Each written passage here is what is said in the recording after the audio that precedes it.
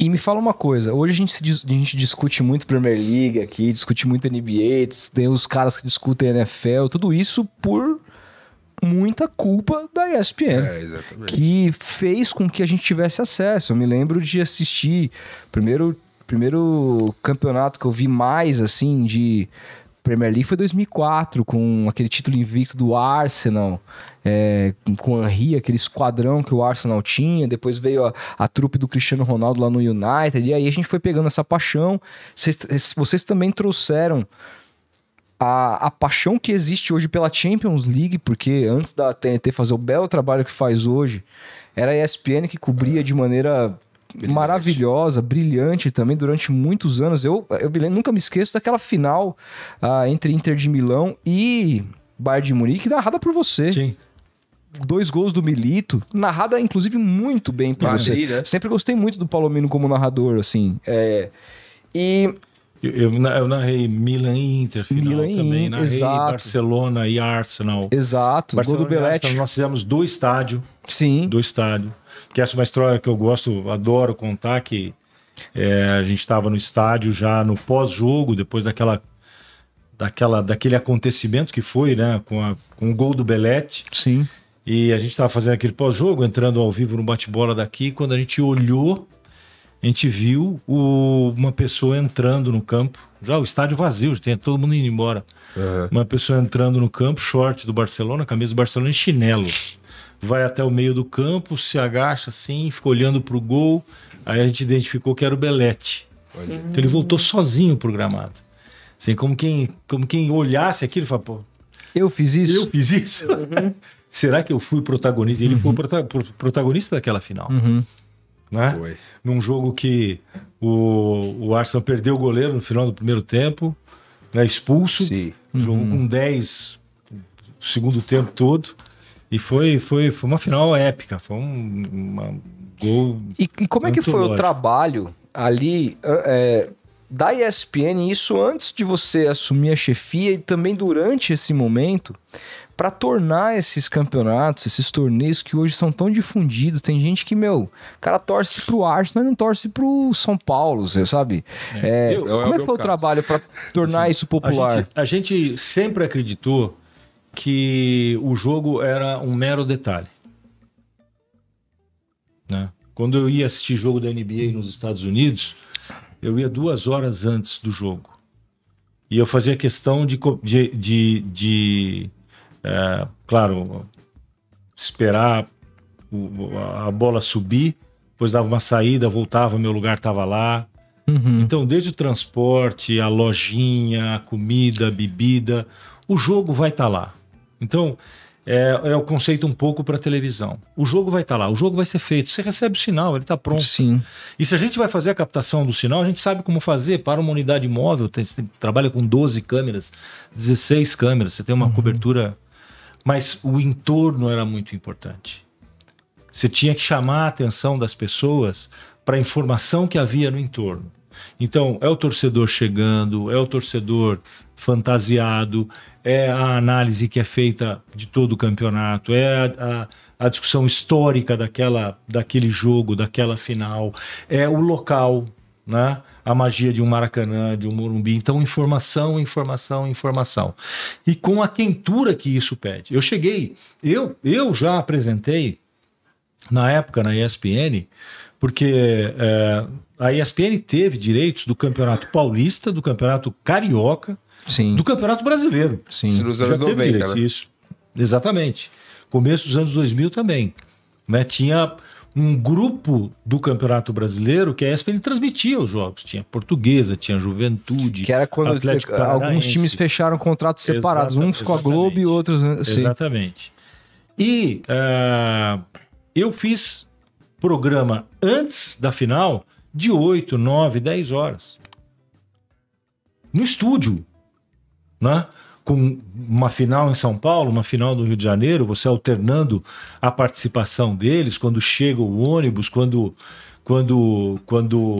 chegam os atletas, tudo isso que a gente acostumou a ver com o Esporte Total. Né? Que o Luciano do Vale fazia brilhantemente. Fazia brilhantemente. Né? Que é o meu grande ídolo como narrador e como profissional, como gente, né? Então, um respeito enorme pelo que ele representa, pelo que ele representou e pelo que ele representa. Então era replicar isso, né, com uma equipe de opinião forte, de muita informação correta, de você trazer aquela quentura do estádio para quem está assistindo. Né? E assim era com o futebol, como a gente fez também com a NBA, como a gente fez com a NFL. Né? Nós tivemos a elevação de audiência na NFL, especialmente o Super Bowl. O Super Bowl era as finais de conferência e o Super Bowl, sempre 2 dígitos de um ano para outro, tanto na NBA quanto na NFL. Foi um movimento que começou a se formar e que a gente, ano a ano, buscava as formas de chegar de diferentes caminhos naquela pessoa que gostava. Né? E tem uma frase que a gente criou lá que eu acho muito importante, que é assim, a gente explica e você vira fã. Porque você só vai gostar daquilo que você entende. Exato. Você só vai se apaixonar por aquilo que você gosta muito e você... Né? E convenhamos, o futebol americano tem regras mais difíceis de você compreender. Né?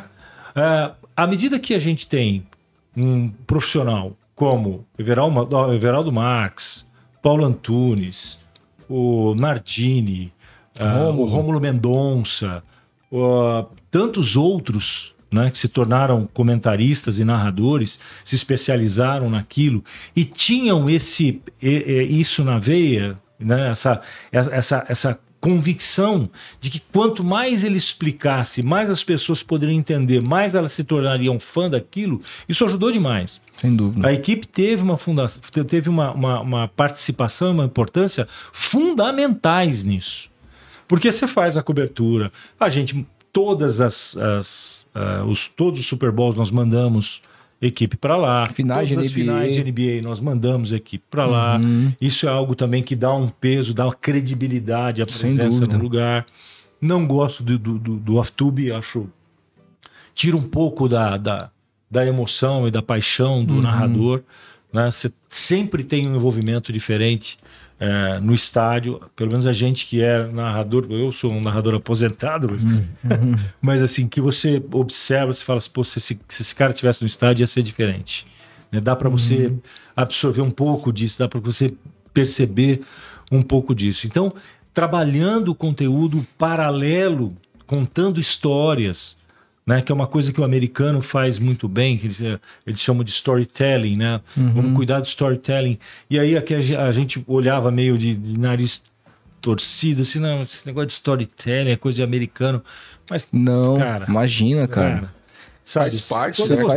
Quando você vai para uma NFL, para um Super Bowl, e de repente, num parque ao lado do Super Bowl, tem 1000 trailers que os caras estão acampados há 3, 4 dias esperando o jogo, fazendo churrasco, vivendo um jeito americano, tiraram aquela semana de...